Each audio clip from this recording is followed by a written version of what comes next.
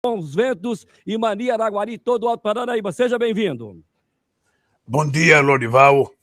Bom dia, ouvintes da Rádio Vitoriosa. Bom dia, ouvintes do programa Manhã Vitoriosa. É um prazer poder falar novamente com você, Lorival, e queria começar dando uma boa notícia para você. Eu estava com dúvida se eu ia poder ir a Uberlândia amanhã por causa do Covid, e hoje eu fui comunicado pelo médico que eu fiz exame e deu negativado.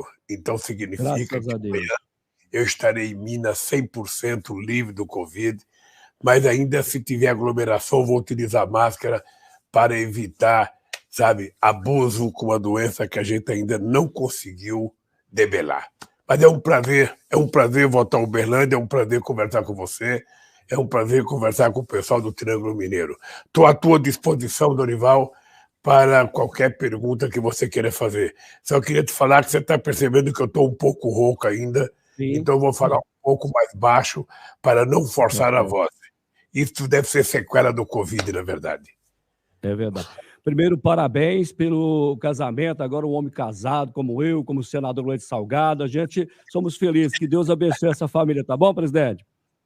Você sabe que quando eu começo a namorar, a primeira coisa que eu falo é o seguinte: se é sério é para casar. Eu não gosto de ficar enganando filha dos outros, não. Tá certo, então, é como eu. Homem sério casa. É como eu, senador Leite Salgado, nós arrumamos, casamos e nós não enganamos. Mas vamos trabalhar. Presidente, por que Uberlândia como marco de lançamento da chapa Lula e Calil?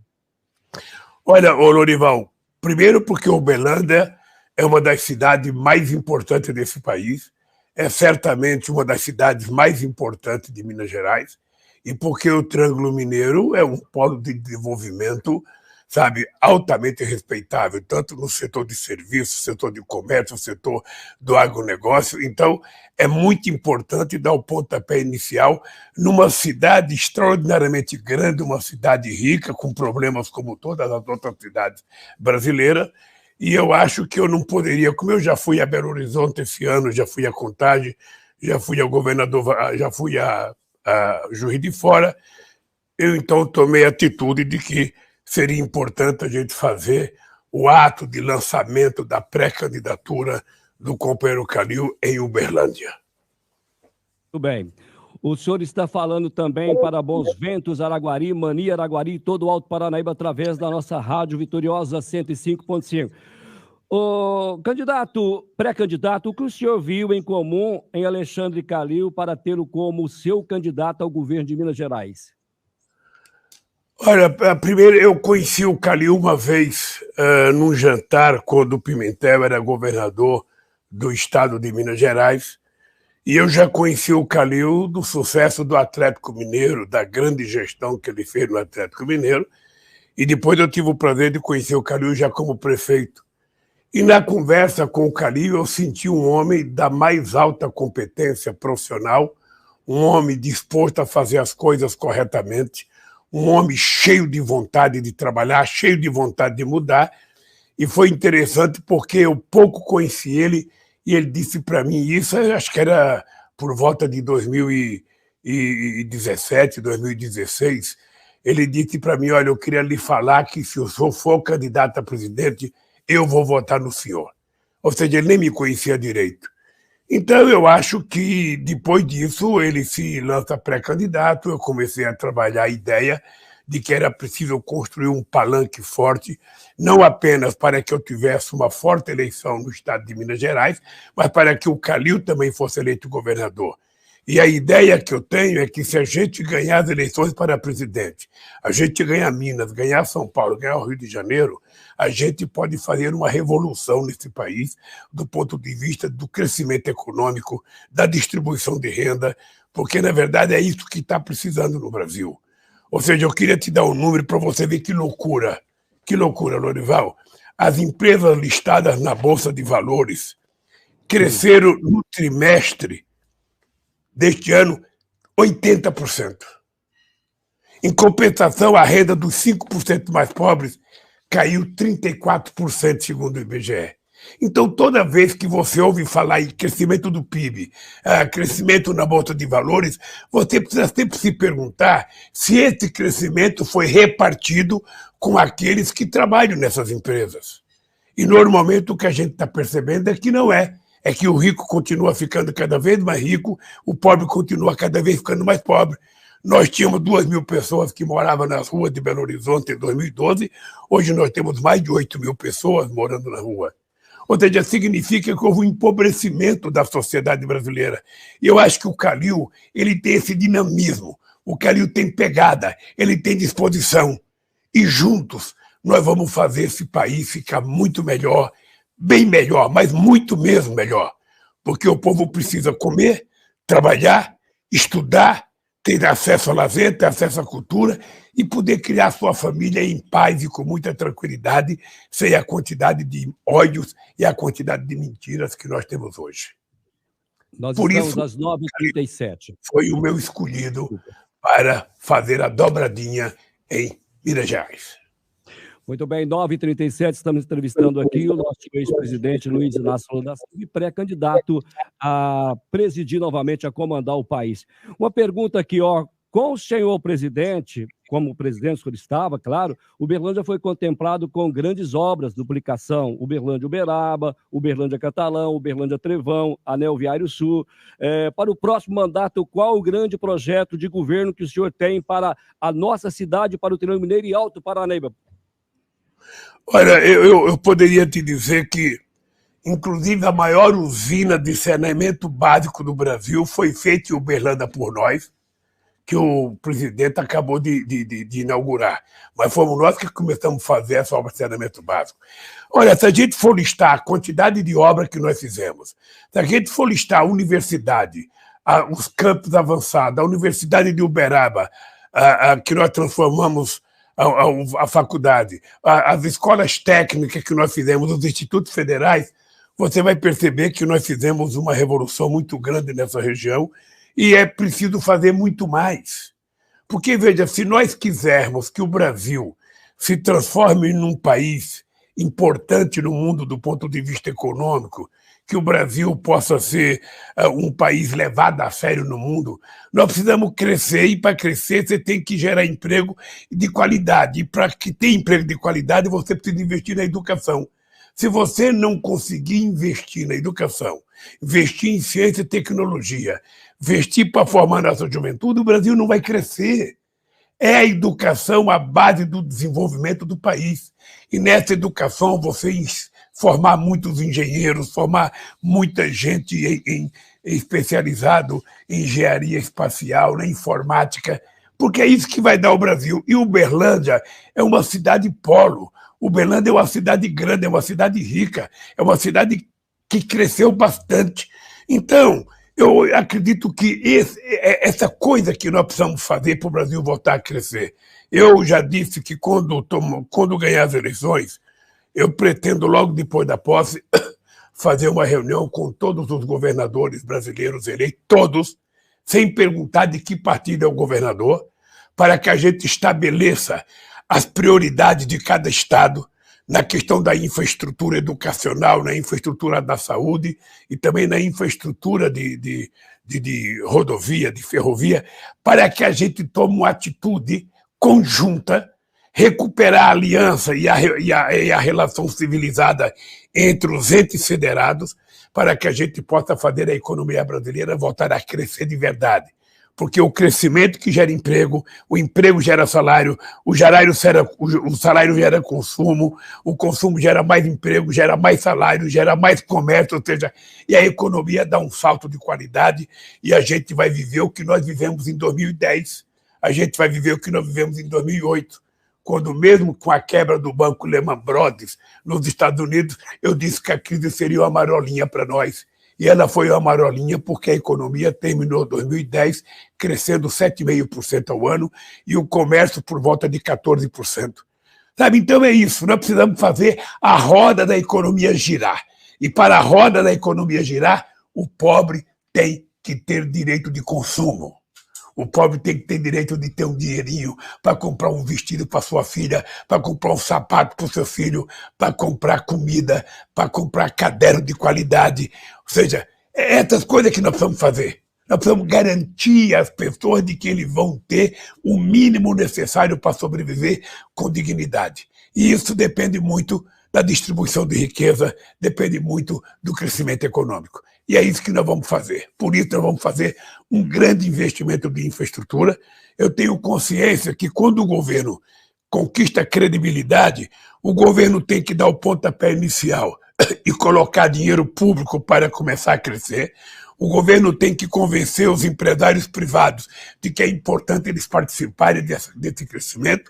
E eu tenho certeza que não tem nenhum candidato no Brasil, que não tem nenhuma pessoa que tenha a credibilidade que eu conquistei no exterior para que a gente convença, sabe, investimentos estrangeiros a virem para o Brasil, não para comprar empresas estatais ou comprar nossas empresas, mas para fazer investimento novo, para gerar crescimento econômico e para gerar emprego e distribuição de riqueza.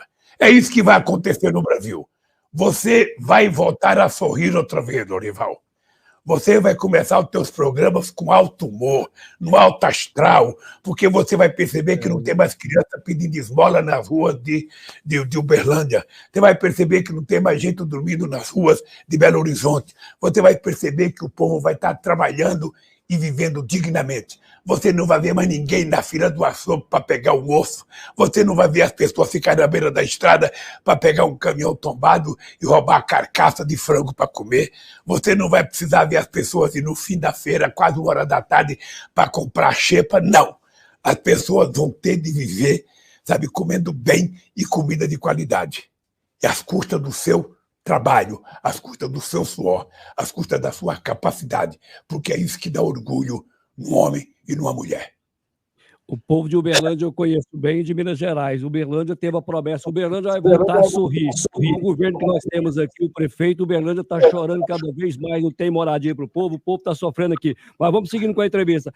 Presidente, mesmo sendo presidente do Brasil por 2 mandatos e deixando o governo com 87% de aprovação do povo brasileiro, sempre há o que aprender. Caso seja eleito, o que o senhor colocará em prática que ainda não foi feito nos 2 mandatos para tirar o Brasil do buraco? Ô, Lorival, veja aqui que loucura que a gente está vivendo. Quando eu deixei a presidência, eu imaginei que o Brasil já estava na 6ª economia do mundo. Eu imaginei que o Brasil poderia chegar à 5ª economia do mundo.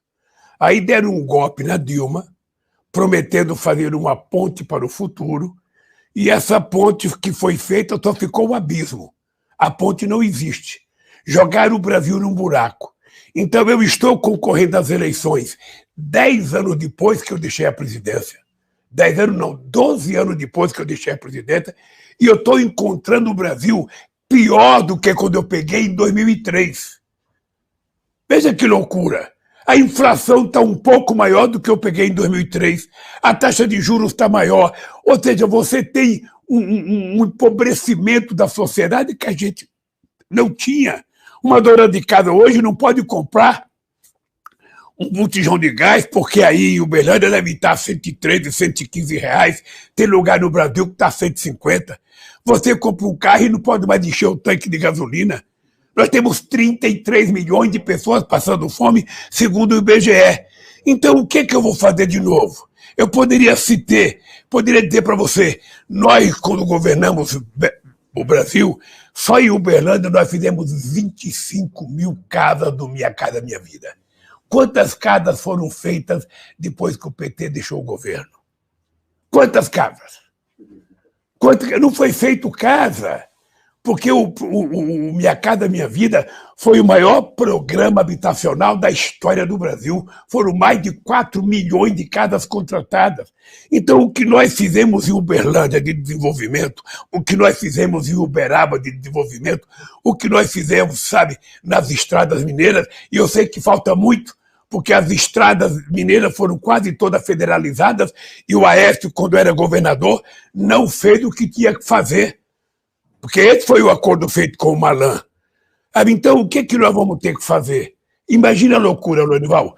Eu, posso voltar a ser presidente em 2022, 12 anos depois que eu deixei a presidência, e vou pegar o Brasil pior do que eu peguei em 2003.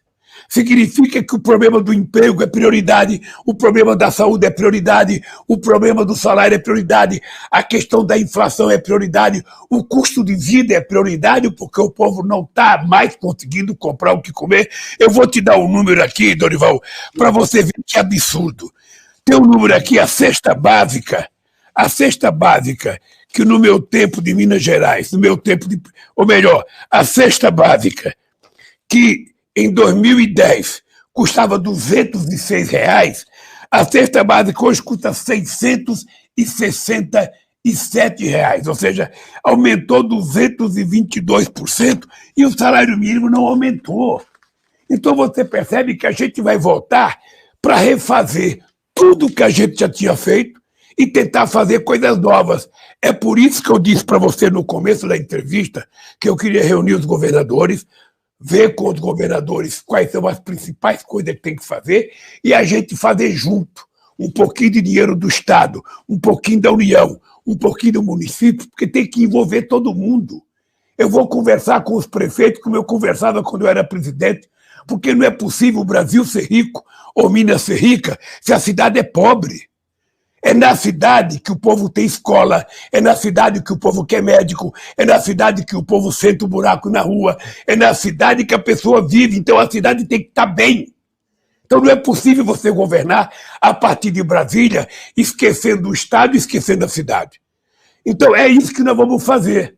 Nós vamos repactuar a necessidade de fazer crescimento nesse país. Eu disse para você agora há pouco, nós vamos tomar a atitude de fazer investimento público na questão da infraestrutura, nós vamos fazer com que o BNDES volte a ser um banco de desenvolvimento de verdade, nós vamos mudar um pouco o BNDES, ao invés de emprestar dinheiro para grandes projetos, para empresas grandes, nós vamos ter que emprestar dinheiro para pequenas e médias empresas, nós vamos ter que valorizar muito e criar uma forma de investimento ao pequeno empreendedorismo nesse país, que precisa muito. Nós vamos incentivar a construção de muitas cooperativas nesse país para gerar emprego em pequenas comunidades, para gerar emprego nas vilas. Nós vamos continuar investindo na educação, porque se alguém falar para mim que educação é gasto, vai tomar um cascudo, porque educação é investimento, e é o mais importante investimento que você faz num país. Fica muito mais barato investir na construção de uma sala de aula numa universidade ou numa escola pública do que investir numa cela, numa cadeia. Então fica muito mais barato cuidar de um estudante do que cuidar de um preso, meu caro. Então nós vamos fazer esse país voltar a ser feliz, esse país vai voltar a crescer, e é isso que eu estou dizendo para você. Depende do Estado, depende de você ter muita credibilidade, depende de você convencer os empresários a fazer investimento e depende de você convencer externamente investidores estrangeiros a vir voltar em coisas novas no nosso país. Além disso, continuar exportando muito o agronegócio, tentar recuperar o parque industrial brasileiro. Você sabe que a gente já teve na indústria brasileira, o PIB industrial já foi 30%. Hoje o PIB industrial é apenas 11%. Significa que as empresas brasileiras desapareceram.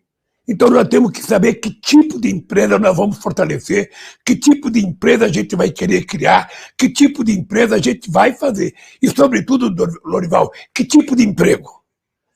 Com essa coisa do mundo digitalizado, com essa coisa da indústria de dados, com essa coisa de 5G, 4G, 3G, ou seja, nós vamos ter que unir governo, trabalhadores, universidades e pesquisadores para que a gente descubra que tipo de emprego a gente pode oferecer para a juventude brasileira que precisa trabalhar e estudar. Esse é um desafio extraordinário, é um desafio que eu quero enfrentar. Porque quando a gente fala que a juventude é o futuro do país, não pode ficar só na palavra. Nós temos que garantir, oferecendo oportunidades para que essa meninada toda possa ser melhor do que a nossa geração. E é isso que eu vou fazer. Pode ficar certo. muito trabalho. Ao invés de ficar fazendo motociata em Los Angeles, em Miami, ao invés de ficar fazendo passeata de jet ski, ao invés de ficar... Sabe o que eu vou fazer? Eu vou andar esse país, conversar com o nosso povo, sentir a alma do nosso povo para governar para o povo e junto com o povo. Muito bem, nós estamos entrevistando aqui o pré-candidato à presidência do Brasil, o Lula, Luiz Inácio Lula da Silva, que neste momento ele fala para mais de 2 milhões de pessoas só em Uberlândia e região. Só Uberlândia são mais de 800 mil pessoas que acompanham diariamente a Vitoriosa, também Araguari, Bons Ventos FM, Mania FM e Alto Paranaíba. Ô, Lula, o que não foi feito nos 8 anos do seu mandato que o senhor quer voltar para colocar na prática? Eu não fiz isso, eu quero fazer. Eu quero fazer muita coisa. Eu quero melhorar mais a saúde do que não melhoramos. Eu quero fazer com que o SUS... Eu não sei se você sabe, Lorival, o SUS apanhou muito desde que nós criamos o SUS na Constituição de 88. O SUS foi muito atacado, o SUS apanhou muito, sobretudo da iniciativa privada na área da saúde. Só se via defeito no SUS. Quando aparece o Covid... me parece que foi a mão de Deus, sabe? Que o SUS levantou a moral, sabe? De médicos, enfermeiras e profissionais, porque se não fosse o SUS, a gente tinha tido mais de 1 milhão de mortes nesse país. Então, eu acho que nós vamos melhorar a saúde, melhorar muito. É preciso garantir que as pessoas mais humildes não vá ao médico e saia com uma receita na mão sem ter remédio para comprar, tem que sair com remédio na mão. Eles acabaram com farmácia popular, acabaram com Aqui Tem Farmácia Popular, acabaram com o Mais Médico, que levava médicos nos lugares mais longínquos desse país. Então, nós vamos fazer isso. Nós vamos continuar aprimorando, recuperar o ProUni, recuperar o FIES, sabe, fazer com que a educação volte a ser prioridade nesse país. E vamos fazer um grande investimento de infraestrutura. Você está lembrado do PAC? Eu lancei o PAC em 2007. Pois bem, meu caro, o PAC foi o maior programa de investimento em infraestrutura que esse país teve conhecimento. O país gerou milhares e milhares de empregos. No nosso período de governo, foram gerados 22 milhões de empregos com carteira profissional assinada. Então, nós agora vamos ter que fazer uma revisão na reforma trabalhista, na reforma da Previdência, na perspectiva de adequar aos tempos atuais, sem que os trabalhadores voltem a ser escravos. Porque, veja, os trabalhadores que estão trabalhando em aplicativos hoje, eles são vendidos para a sociedade a ideia de que eles são empreendedores, mas eles não têm nenhum direito. Se o carro quebra, se a motocicleta vira, se a bicicleta quebra, ou seja, o cara não tem nenhuma seguridade social, nem para ele, nem para a família. Então é preciso que a gente garanta a esses trabalhadores o direito mínimo. Nós temos um exemplo importante, que é a cidade de Araraquara, em São Paulo, em que o prefeito está pegando esses trabalhadores de aplicativo, está organizando eles em cooperativa, construiu um lugar lá, arrumou um lugar para que fosse a sede das cooperativas, e ao invés da empresa de aplicativo ficar com 50% do que a pessoa ganha, a pessoa fica com 90% do que ganha e apenas 10% para o gerenciamento da cooperativa. É uma nova forma de gerar empregos e de valorizar a criatividade do povo brasileiro.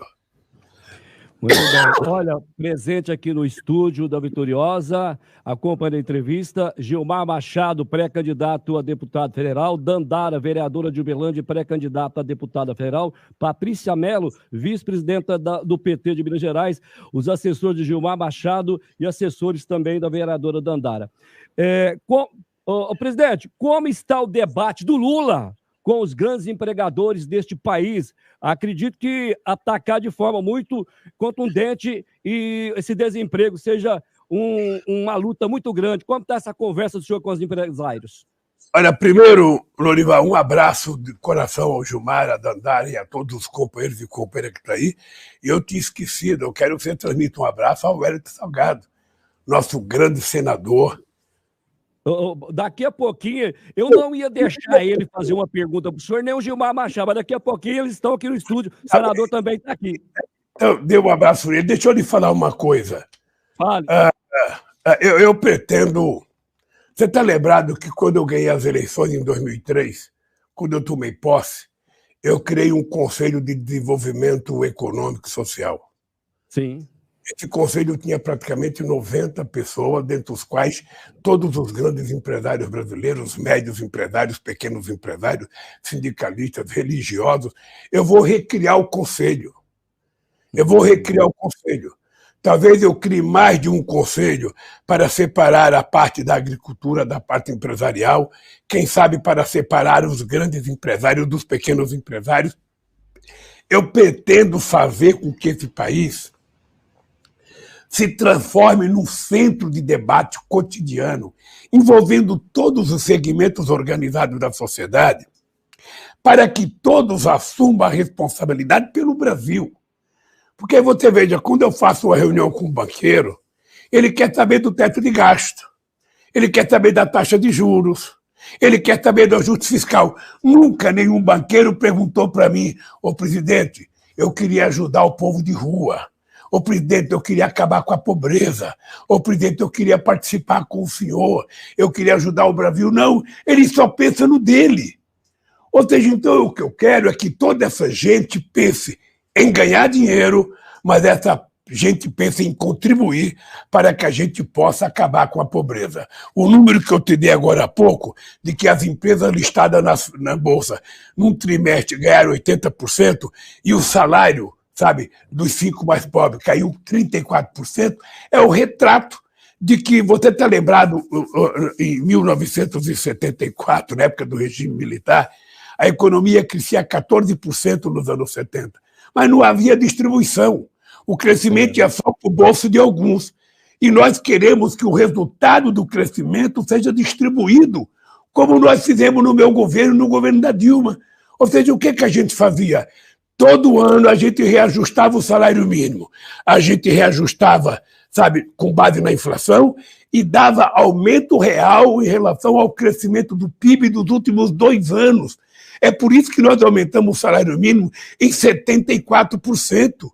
É preciso que o crescimento econômico seja redistribuído, porque quando as empresas têm prejuízo, o trabalhador paga, ele é mandado embora, ele não tem aumento de salário.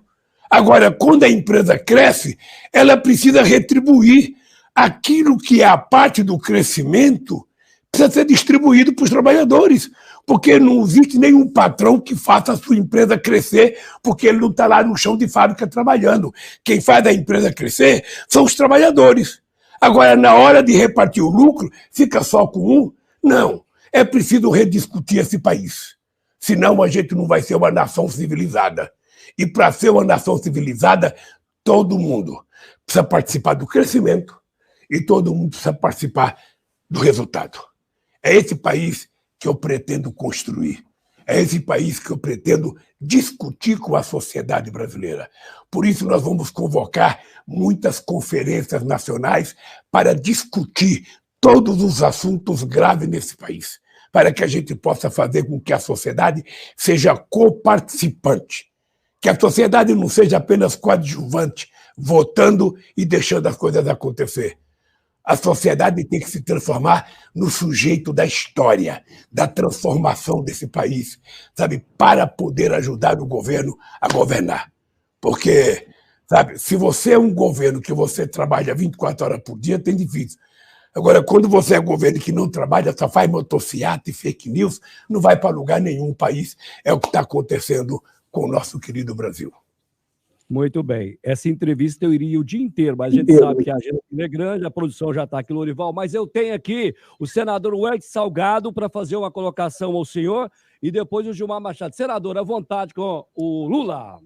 Presidente, foi preciso Vossa Excelência me chamar ao microfone porque o meu radialista não me deu oportunidade nem para mim nem para o Gilmar. Mas foi ordem depois... do Lula. Eu não chamaria, não. Ô, presidente, prazer falar com o senhor. Eu realmente, cada vez que eu escuto, não vou nem ficar elogiando tanto que parece puxação de saco. Mas, na verdade, eu participei na eleição de 2002 a 2010, durante seus 2 mandatos, eu e o Hélio Costa, depois virei senador durante 5 anos e meio e pude conviver com Vossa Excelência. E assim que nós ganhamos a eleição, uma coisa que me marcou muito foi no café da manhã que eu e o Hélio Costa ainda não tínhamos tomado posse, fomos tomar com Vossa Excelência, e aí chegou uma hora que o senhor falou o seguinte: olha, eu preciso botar comida na barriga do povo, porque uma pessoa mal alimentada não pode correr atrás de emprego. E aquilo, eu não sou carreirista político, né? Saí dali, eu falei pro Hélio, pô, o que esse cara tá falando disso? Como é que é isso? E eu observei, o senhor criou a Bolsa Família, botou a comida na barriga do povo, depois criou emprego, e veio evoluindo o país. Na verdade é essa. E eu vejo hoje o senhor muito mais, um homem sofrido, passou pelo que falou. Não estou falando só de operações, não, estou falando de tudo, de não deixarem isso ir para o enterro do neto, não deixarem isso ir para o enterro do irmão. São coisas que isso afeta a alma da pessoa. E o senhor passou da fase de querer mostrar que é corajoso, você não tem nada para provar, você vai fazer um trabalho que o senhor conhece bem. Quem viveu os 8 anos do governo de Vossa Excelência sabe como o país progrediu. Um dia eu estava no meu banco, que é o Bradesco, lá em São Paulo, e os caras começaram a falar, eu falei, meu amigo, vê quando o Bradesco ganhou mais dinheiro, depois desce ali na rua, pergunta ao baleiro quando ele ganhou mais dinheiro.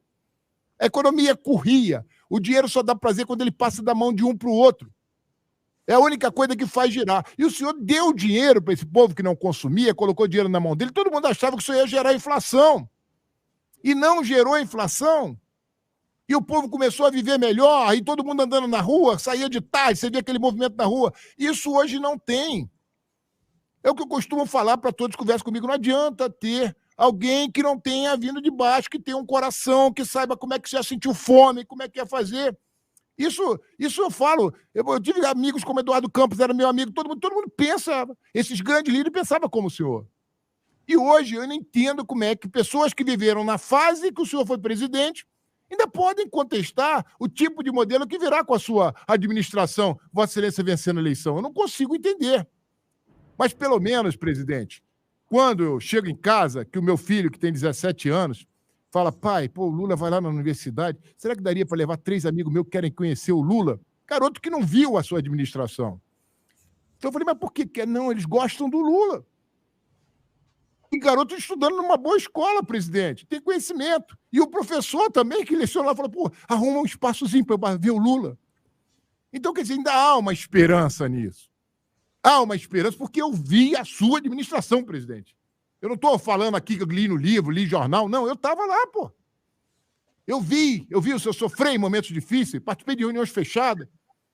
Aliás, você lembra da história da política. Isso aí, aí, só falando mal, de desgraça, você não pode nem conversar. Dentro da minha própria família é difícil até conversar. Como é que pode o povo de Uberlândia reclamar? O senhor fez a ligação para Uberaba, cara. Não tinha aquela pista. Eu quebrava pneu indo para Uberaba, pô. O Gilmar está aqui do meu lado. Foram quantas casas, Gilmar, colocou aqui? 25 mil casas aqui em Uberlândia. Não é possível que o pessoal não veja que isso pode voltar. Bom, não vou ficar falando aqui não, porque como eu sou seu fã, isso vai parecer coisa. Então, mas eu estou torcendo para o Vossa Excelência, temos aqui pessoas acompanhando. Espero que o senhor vença essa eleição. Estou falando isso mesmo, o senhor se tornando candidato, vença a eleição, porque o senhor não tem nada para provar, o senhor não tem que provar que é corajoso, já passou da fase de provar que é corajoso. O senhor quer deixar um legado que já deixou e destruíram. Então, presidente, estou torcendo, vi a sua história, participei da sua história, e é por isso que eu defendo em todo o local que o senhor volte a administrar esse país e tenho certeza que todo mundo vai ganhar dinheiro de novo, lá de cima até lá embaixo. O movimento nas feiras vai aumentar.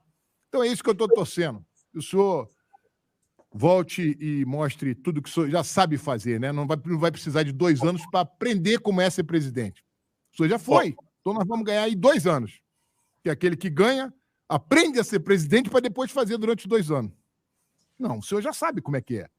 O senhor já sabe como é que manda. O senhor já sabe quem botar lá. O senhor sabe como agregar o governo, que alguns chamam de centrão. Eu não sou centrão. Centrão é o governo, são os deputados que acreditam no governo. Pode acreditar no que está aí, no que vai vir. Então, presidente, estou aqui realmente. Obrigado por meu locutor me dar a palavra. Se o senhor não pede, ele não deixava falar. Foi o Lula que pediu. E o Gilmar também está aqui na Dandara, que é uma pessoa de grande momento político que está vivendo, rejuvenescendo toda a política. Então, presidente, estou aqui e amanhã vou estar lá e transmitir ao vivo tudo que o senhor vai falar. Aqui o pessoal, o Wander da rádio, o diretor, já programou tudo que vamos transmitir o seu recado de pré-candidato. Um abração para o senhor. Um abraço, Wellington. Wellington, é importante fazer justiça.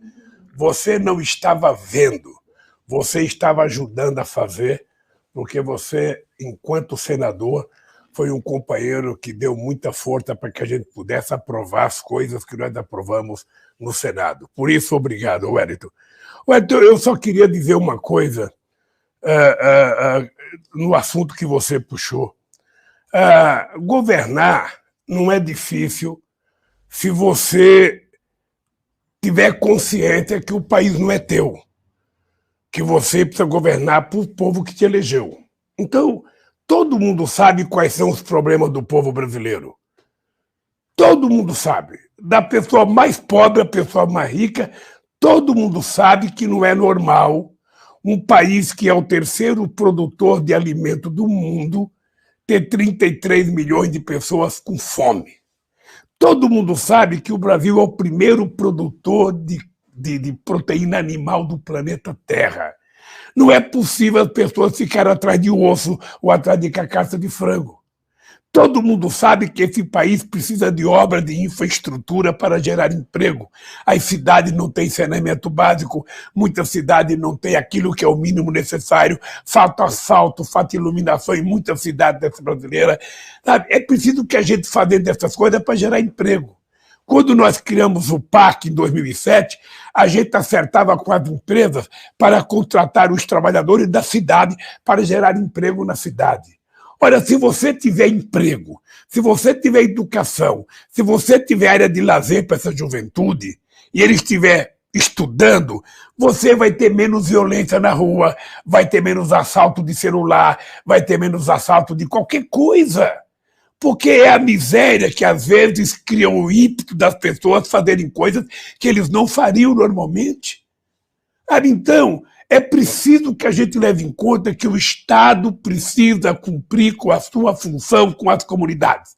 O Estado tem que levar emprego, tem que levar saúde, tem que levar educação, tem que levar saneamento básico, tem que levar cultura. Sabe, essas coisas que são necessárias e que o Estado não leva. Então eu queria te dar um exemplo. Você imagina o que está acontecendo agora. Já desmontaram a Petrobras, já privatizaram a BR, você está lembrado? O que ele dizia? Se a gente privatizar a BR, vai ter muitas empresas vendendo gasolina e vai baratear o preço da gasolina. O que aconteceu? Hoje nós temos mais de 392 empresas importando gasolina dos Estados Unidos. O Brasil era exportador de gasolina. Agora o Brasil está comprando dos Estados Unidos. E o que acontece? O seu Pedro Parente, que era presidente da Petrobras, numa canetada, ele fez o PPI, o preço de paridade internacional. Então, nós que trabalhamos com salário real, nós que produzimos em real, nós que comemos em real, nós estamos pagando a gasolina ao preço internacional, quando o Brasil é autossuficiente. Porque o governo não tem coragem de assumir a responsabilidade de que é ele o responsável pelo aumento de preço. Esse aumento da gasolina, do óleo diesel e do gás e da energia elétrica representa 50% da inflação. O seu Bolsonaro fica jogando a culpa em cima do governador, quando ele deveria saber que a culpa é da covardia dele de não ter coragem de assumir o papel do presidente. Como é que o presidente de uma empresa, indicada pelo presidente da República, numa canetada, aumenta o preço, e esse presidente que manda no presidente da Petrobras não teve coragem que com a canetada desfazer esse preço? Aí agora resolve privatizar a Eletrobras, dizendo o quê? Que vai ter mais empresa e vai baratear. Não vai baratear. A hora que privatizar a Eletrobras, não vai ter mais luz para todos. Porque nenhuma empresa, não tem empresário socialista nesse país que está disposto a fazer energia, ligação de graça na cara da pessoa, na casa das pessoas. Não tem. Nós fizemos. E fizemos ligações em quase 5 da Amazônia ao Nordeste, ao Centro-Oeste, ou seja, não teve lugar que a gente não levou energia elétrica nesse país. Ora, então, o governo serve para isso. O que o atual governo está fazendo? É como se fosse o marido casado com a sua família toda lá e ficar desempregado. Aí, no primeiro aperto, fala, mulher, vamos vender a geladeira? Vende a geladeira. No mês seguinte, mulher, vamos vender a televisão? Vende a televisão. Depois a mulher, vamos vender a nossa cama? Venda a cama. Ô mulher, vamos vender mais o quê? Quando não tiver mais nada para vender, vai fazer o quê? Então a pergunta que eu faço é o seguinte: quem não sabe governar, quem não tem coragem de tomar decisão, quem não sabe lidar com os problemas sociais, vende aquilo que é o patrimônio público. Querem vender Banco do Brasil, já quiseram vender BNDES, a Caixa Econômica, vão vender a Eletrobras, já querem vender a Petrobras. Ou seja, gente, se não sabe governar, por favor, peçam a conta e vão embora. E permita que alguém que sabe governar esse país, pensando no povo, governe esse país. Esse país não precisa passar pelo que está passando. Não precisa passar. Eu, sinceramente, às vezes eu fico triste, Lorival, porque eu vivi esse país. Eu vim de Pernambuco em 52, 1952. Eu vim por causa da fome. Eu vim por causa da fome. 70 anos depois. 70 anos depois. Sabe, a fome está pior do que estava em 52. E eu tenho orgulho de dizer que eu e o PT acabamos com a fome nesse país, reconhecido pela ONU. Foi o melhor momento de inclusão social da história desse país, em que banqueiro ganhou, fazendeiro ganhou, mas o trabalhador também ganhou. O pobre pôde subir um degrau na escada das conquistas sociais. O pobre pôde entrar numa universidade. O pobre pôde entrar numa escola técnica. É assim que a gente tira esse país da desgraça. É assim que a gente fica importante. É assim que a gente fica respeitado no mundo. Coisa que o Brasil era protagonista e que agora não é. Você imagina uma coisa engraçada. Eu não sei se você se deu conta, Lorival, o atual presidente foi participar de uma cúpula fracassada nos Estados Unidos, porque 12 presidentes não foram. E eu não sei se você viu o anúncio que a imprensa brasileira não tratou bem. O presidente Biden, num momento de generosidade com a Amazônia, ofereceu 12 milhões de dólares para ser repartido entre Brasil, Peru e Venezuela, se não falha a memória. Ou Peru e Colômbia, uma coisa assim. Ou seja, 12 milhões de dólares significa 4 milhões para cada país. Eu não sei se ele estava zombando do Bolsonaro, eu não sei se o Bolsonaro entendeu, mas o Bolsonaro que recusou o fundo da Alemanha e da Noruega, que eram bilhões, eu não sei se ele aceitou os 4 milhões que os Estados Unidos ofereceu. Então, alguém só pode ter falado em 12 milhões porque não levou a sério o Bolsonaro. Porque não levou a sério. Sabe, quando ele fala que a conversa foi extraordinária, que foi fantástica, diga o que conversou. Diga qual foi o acordo. Ele foi lá, segundo as imprensa americanas, pedir para o Biden ajudar ele a não deixar eu ganhar as eleições. Será que isso é verdade? Eu vi ontem na imprensa, eu vi na imprensa americana, de que o presidente Bolsonaro foi aos Estados Unidos pedir para o Biden ajudar ele a não deixar eu ganhar as eleições. Eu, por Deus do céu, Lorival, que eu não acredito que seja verdade. Eu não acredito. Porque isso é se humilhar demais. O seu Bolsonaro precisa criar coragem e conversar com o povo. Parar de fazer motociata, bicicletada, cavalada, aviãozada. Ele só está fazendo essas coisas que envolvem os milicianos dele. Ou seja, vá para a rua conversar com o povo, vai explicar por causa da fome, vai explicar o preço da gasolina, vai explicar o preço do gás, o preço do óleo diesel, vai conversar com as pessoas. Então, meu caro, é o seguinte, quem vai ganhar as eleições nesse país, o Lorival, não é o Lula, não é um candidato, não é um partido. Quem vai tirar o Bolsonaro é o povo brasileiro que está cansado de tanta mentira, que está cansado de tanta sordidez, que está cansado de tanta injúria, de tanto pecado, porque é um presidente que utiliza o nome de Deus em vão, e você olha na cara dele, olha nos olhos dele quando ele fala, ele não acredita em Deus, ele fala em Deus por conta das eleições. Não tem pecado maior do que utilizar o nome de Deus em vão.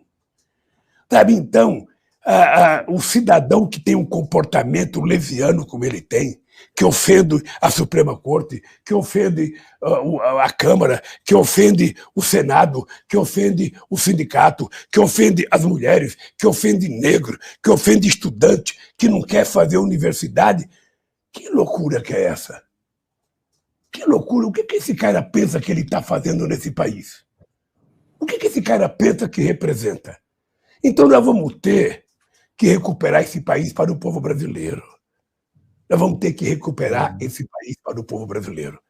E é isso que eu estou disposto a brigar. Estou disposto a dedicar cada minuto da minha vida para fazer o povo compreender que ele pode voltar a ser feliz, ele pode voltar a comer, a estudar, trabalhar, a viver em harmonia com a sua família.